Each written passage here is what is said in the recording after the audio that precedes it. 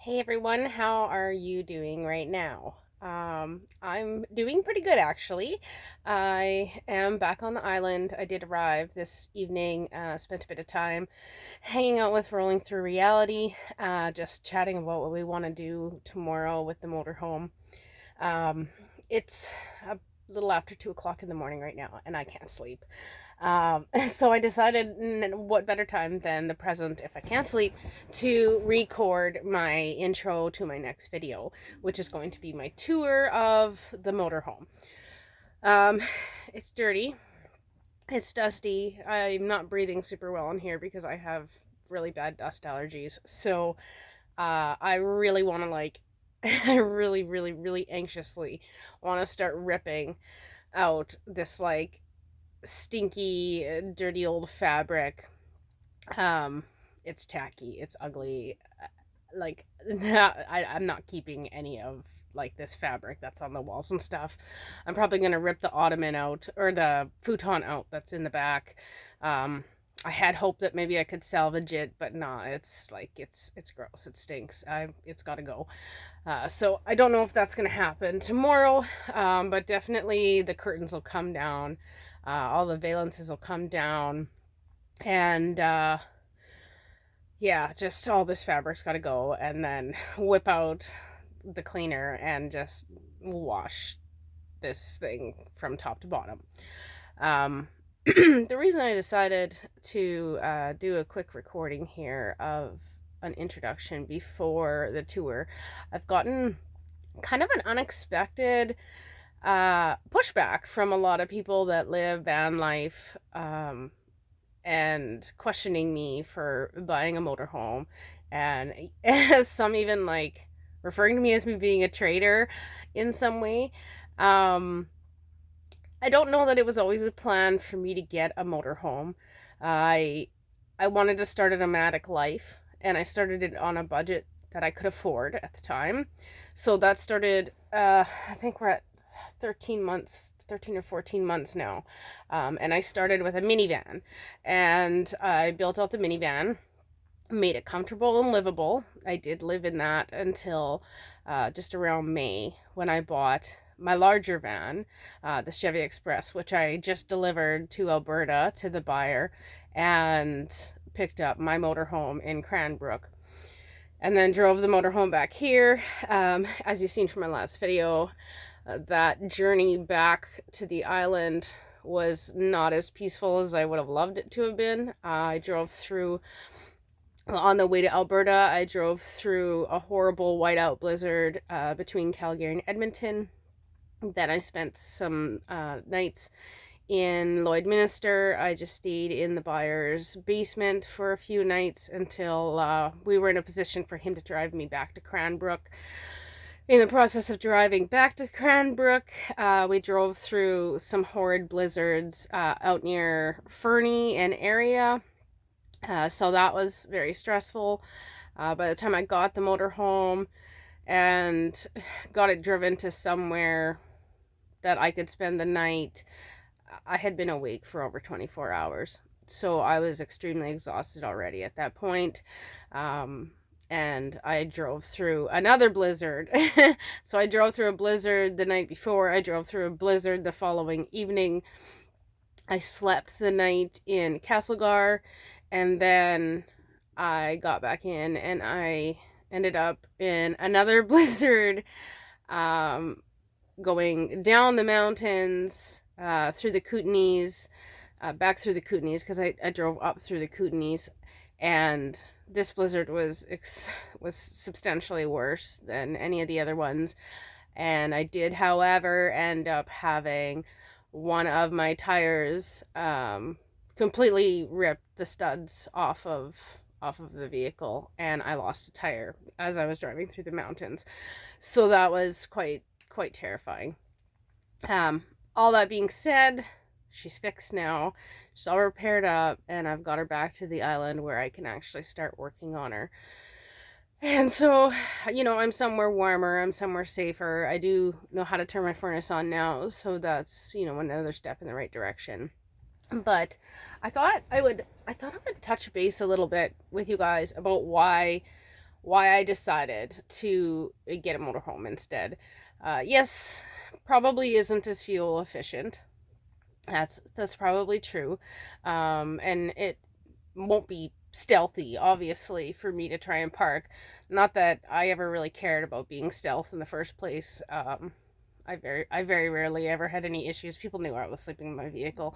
They didn't care because I'm quiet, I'm respectful, and I pick up and go in the morning. I don't camp out in front of their house or anything like that. So I've never had any issues in that regard, being stealth or worrying too much about people having an issue with me. But I did decide to get a motorhome for a few different reasons. Um, I do want to have a really nice kitchen to cook in. Whether I do some small batch sauces in here to sell, or I can do catering out of it. A lot of things like that. I also wanted more room for me to expand my tools and my ability to be a traveling carpenter. So that was another thing that I wanted to make an option for me. I also decided, with COVID still being a present concern, that having access to a shower and a toilet in my own vehicle was something that was important to me. It's very difficult living in my minivan with no heat, no toilet, and no access to showers for, I think it was about 4 months that I lost access to all those things. So that kind of also became an important thing to me. And then I also wanted to be able to offer, if I have friends or family or people that come visit me out here in British Columbia, because all my friends and family, for the most part, are from Saskatchewan, and I'm out here in British Columbia, I wanted to be able to offer them, if they wanted to come and spend 2 weeks to travel BC and or see the island or join me in my travels, that I could actually offer them a place to sleep, a place to go to the bathroom, a place to have a shower, and not be like, oh, well, you're gonna have to get a gym membership and you're gonna have to like get comfortable using the rest stop toilets where there's like literally poop splattered all over the sides of them sometimes. I don't want to be that kind of host. I want to be the kind of host where a family is like, oh my God, that was such an amazing trip. Thank you so much for taking me with you on part of your journey.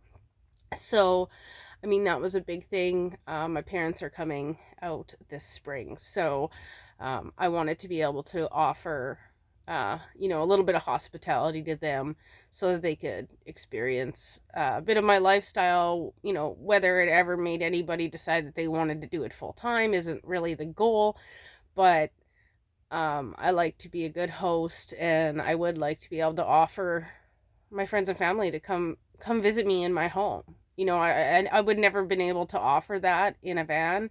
I'd never be able to say, hey, why don't you catch a plane? There's a flight sale going on. You can get out here for $120 each way, and I'll host you. I'll feed you. You come with me on a journey. You take a vacation. You come and enjoy some of the beauty that I get to enjoy in my life. So that was a big part of it. It's been challenging for me living far away from my family and far away from my friends, especially my parents. It's been really difficult, but I do absolutely love British Columbia, and I love being a traveler, and I love my lifestyle. So I just wanted the ability that I could share that lifestyle with them. That also being said, I come from a bit of a design background as far as like home design, home decor, and I really wanted a space that I could actually make it more of a home, like a mobile home, which is what this is, right? I'm gonna have an actual mobile home. I'm gonna have a guest bed. I've got, a fridge and a freezer and a stove and an oven and a sink and a bathroom, like these are, yeah, I know they're luxuries. And there's definitely some people that are like, whoa, hey, wait, like this wasn't what you started out. This wasn't like the target or the goal. And I don't really know that I started out with a certain target or a goal in mind, other than the fact that I wanted to travel. I was 36 years old. I had never really traveled anywhere. I went to Ireland once. So yeah, that's pretty extreme. You never leave Saskatchewan and barely even leave Saskatoon, and you jump on a plane and you go to Ireland. Um, but that definitely, when I did that, I realized that I do love to travel. It is something that I've missed out on in my life. And how could I make that happen? How could I make that a part of my life? Um, and in a way that I could afford to achieve that. So that's kind of how it started. And that's kind of where my journey began, and kind of where I wanted it, the direction I wanted it to go. Uh, I didn't know exactly what that was going to look like, what that would turn into. And when I bought Dusty Rose, that was the last van, the Chevy Express that I just sold. I wasn't 100% sure that that van was going to be right for me, or that that direction was going to be right for me. However, I do know that a lot of people, that's kind of where they want to start out on their journey. That's where I started out, is a little bit more of an affordable van. So, I wanted to build something that somebody else could go, hey, this is awesome, because I don't have the skills or the tools or the knowledge or whatever to do any kind of build myself. At least this way I'm getting something that has been somewhat started. I can just move into it and start living in it, and then customize it however I want. And so that was kind of the vision with that van right from the get-go, is to turn that into something that either I fell in love with, and that I was like, yeah, this is perfect for me, or that somebody else would fall in love with. And I did find a buyer who is happy with it, and he's about to start his journey. He's traveled before, but he wants to be more of a traveler. So now, he's got an actual set of wheels to do that with. So that's awesome. I'm really excited about that. I got to know him really well, and he's a really nice guy. And I think, we'll be longtime friends, and we're probably going to meet up all over BC. So that's cool. I made myself another friend, right? But yeah, it was a little unexpected to have so many people completely call me, tell me that I'm like a traitor, that I didn't know we were in some kind of exclusive club, and you had to be living in a van in order to be in that club. I always thought that it was just people living in their vehicles, or being travelers, or being nomadic, trying to live a more minimalist life. That's kind of where I lie. I just want to be a bit more minimalist, but I don't want to lose connections with my family and friends, because I have no way to actually host them to come spend time with me. And yeah, so here I am. I'm in a lot bigger of a home now, and the tour video of what it looks like before I start even doing my renovations will be coming up in the future. So hit that subscribe button, follow me. That video will be coming soon, and then I'm gonna take you with me along the entire renovation of what I do inside here, just to modernize it, clean it up, make it a little bit more of a functional space for me. Maybe that'll give you ideas if you are in a motorhome. Maybe that'll give you some ideas of what you could do in your motorhome that would improve the space for you, and make it a space that works better for you. However that may look, I'm not sure. But yeah, I couldn't sleep. I'm super anxious to get started working on this. However, I have to wait until tomorrow, well, later today, I guess, to start cleaning up and start with the inspiration, and what am I going to do here, and what am I going to do there, and what would make this more functional, and maybe this should go over here, and that kind of thing. So I'm really anxious to get started with that, and I just want to like let everyone know, I'm still living a nomadic life. I'm still living a minimalist life. I just needed a space that I could live in easily, wherever I go. And even if there's another shutdown with COVID, I still have access to some facilities in my own home. Um, and then I needed something that I could work more comfortably out of. Just because I do such a variety of jobs, everything from construction to working in greenhouses to administrative work to cooking. There's so many avenues that I take to make money that I needed somewhere that was a little bit more multifunctional. So, um, that's where that is. And I hope that you hit that subscribe button and follow me, because I will be doing a tour soon.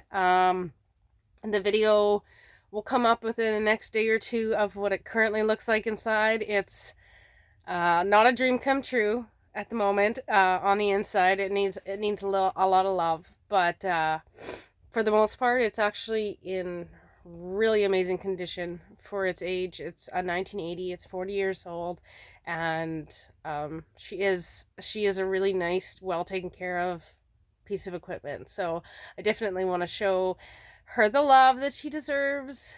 Get her that tune up and get her all cleaned up, and bring her back to life, and back to her glory that she once was. And I hope that you guys enjoy the renovation videos, and who knows what the videos will be after that, because once spring hits, I'm hoping to be traveling around a lot more, seeing even more places in British Columbia, maybe across Canada and other areas. Um, see how things look with COVID, if entering into the United States is an option. But yeah, there's the traveling's not over, and the minimalist life isn't over, and I'm still going to be hitting the wilderness and showing you guys kind of a bunch of different things that interest me and that I think are really cool for us to learn and know. So, yeah, hit that subscribe button. I can't wait to talk to you more.